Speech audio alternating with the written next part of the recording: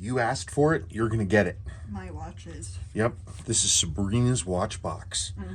I don't touch any of the watches in here besides servicing them. These are all hers.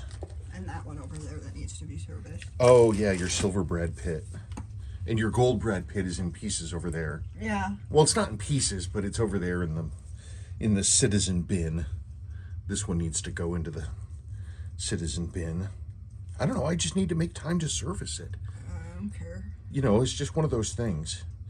We bought this one. This came in a collection, and I don't know who serviced this thing, but it's not the happiest. But you know, I need to service it. So are you going to tell the stories? There's not much. Just most of the watches are, hey, I like that, more than any kind of amazing story.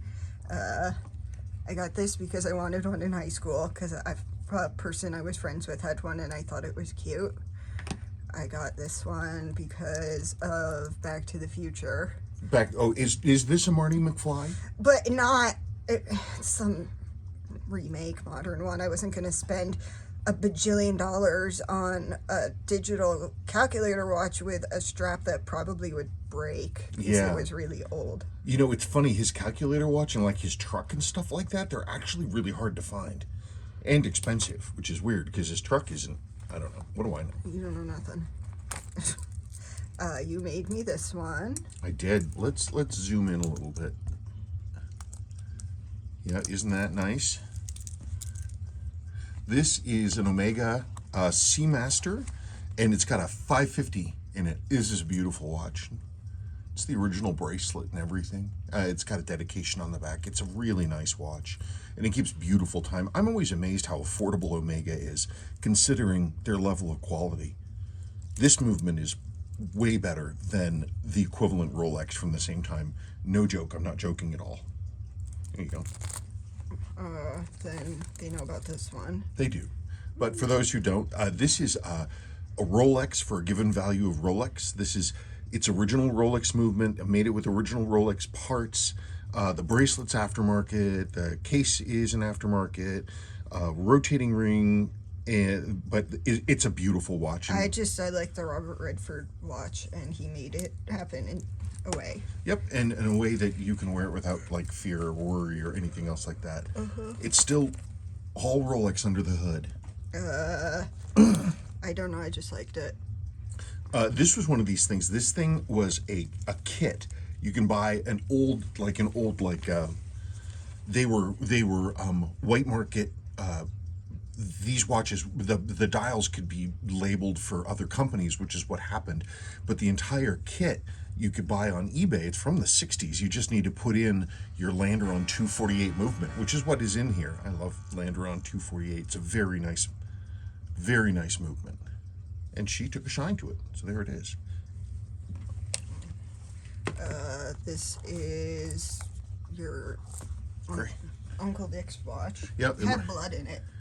Yeah, it did. This is my great Uncle Dick's watch. I got this in his Rolex, Explorer, his 1016. He was kind of rough on his stuff. This patina on the dial, that's from him. That the hands were not blue. They're not supposed to be blue. I blued them with a clear gloss paint. I go back and forth, but I think it looks nice. I like the way it looks. Okay, well that's important. That's all that matters, really. I reloomed the dial, but the hand surface, this brown patina, that was an unreal amount of work to get that to stay in place, because everywhere it was like that, it was just flaking off the dial. It was like leaves on a sidewalk. But yeah, he had clearly gotten into a wreck with the thing. This lug was bent, and there was literally blood on it. And he must have gotten in a wreck in the 60s. And he just threw it in the back of his sock drawer, and then it came here. My cousin-in-law sent it to me. But it's a really nice watch. Omega with the 321 movement. It's a really, really cool watch. Really nice. Sabrina has to take off to do something. I don't know. What do you think about those blued hands? Do you think that's where it's at? I think it looks pretty nice. It's a really classy watch. Every time I look at this watch, I'm like, that is just a classy watch. I just like the color combo in this one. And I like the case shape. It's this one is supposed to have a hardlex crystal in it. This one came to me from Japan with this plastic domed crystal, which is not correct, but actually I've left it in. So Oh, I like it. yeah, it works fine. I just need to polish it. I mean, it's just whacked up. But look at those beautiful colors, huh? It's a very pretty watch. I like this one because it looked like an angry alien or something. Yeah, this was a trade-in piece. That Alba is super cool. Oh, good. The battery's not dead. What's amazing about this watch is like the sort of the crazy bulkiness of it. This thing is JDM, and they got this whole like beautiful bullhead thing going on. They weren't fooling around when they made this watch either. Look at the casework on that thing. That's a cool watch. Then my Panda, which you guys have seen recently. Mm-hmm. Then there's my Vietnam watch that has pink paint on it. You're silly. I can't help it. I had painting to do. She had painting to do. Anyway, this is the 6106 version of this MacV-SOG. There's every time I bring this watch up, people I clarify. There's no direct evidence that this specific 6106 model was a MacV-SOG watch, as there's evidence with the 6619 version and the 6119 version. This one, those have documentation in the form of a book called Running Recon. There's actually pictures of it. That same book also shows the 7005 version, which is where I found out that what that watch was when I named that. This one, some people are like, well, it's not in the book, so it isn't. I don't think that's reasonable at all. This dial was made for those watches. It was made specifically for them. It makes no sense that they would put together one of these watches in a different case and have it not be for MacV-SOG. So as far as I'm concerned, it's MacV-SOG. Additionally, I do have correspondence with a guy who said his dad was in MacV-SOG and was issued one of these. I don't have a picture, so that's the only problem. That'd be great, but I don't have a problem with it. Nice watch. This was my first watch. I have a soft spot for the strap, so leave me alone, Saul. What's his problem with the strap? He doesn't like my strap. It's a nice strap. It's a nice old ribbon strap. It's nice. 6105 dress watch, people. And this watch came to me with a 6105 8000 that is ostensibly the watches were from a veteran's collection. And he was like, the movement's worth more than the watch. And I was like, okay. Yeah, well, it's true, you know. This one was on the website for sale for a bit, and a thing happened, and I was like, I like it. I'm going to keep it. Yeah, this is another lander on 248. The dial was smashed off of it, and it really got scratched up at a certain point, probably in somebody's watch drawer. Plated case, but it's nice. It's got the sealed. It's not just dust proof. This is a beautiful watch.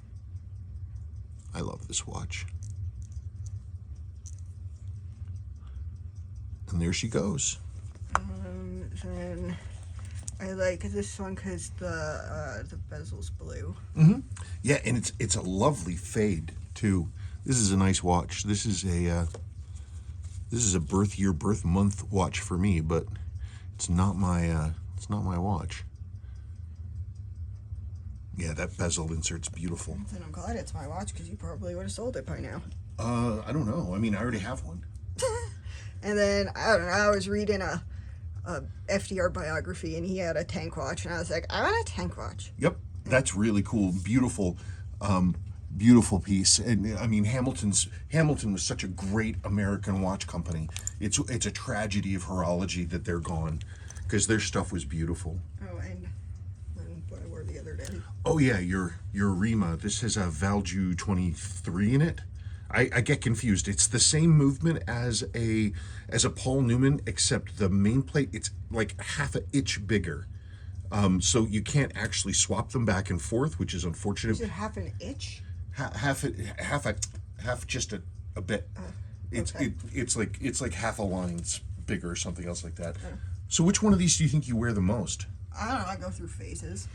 I tend to not wear this one all the time because it is not quick set, and that's annoying. I don't know, I tend to wear the Panda a lot. I went through a G-Shock phase for a while. I think that's because I was working outside. I don't know. I mostly go through phases of what I feel. I'm like, hey, I haven't worn you in a while. Like, I haven't seen you wear this one in a long time. That one. But I'll see it on your wrist one of these days. One of these days. Okay, there you go, folks. There's a trip through Sabrina's watch box.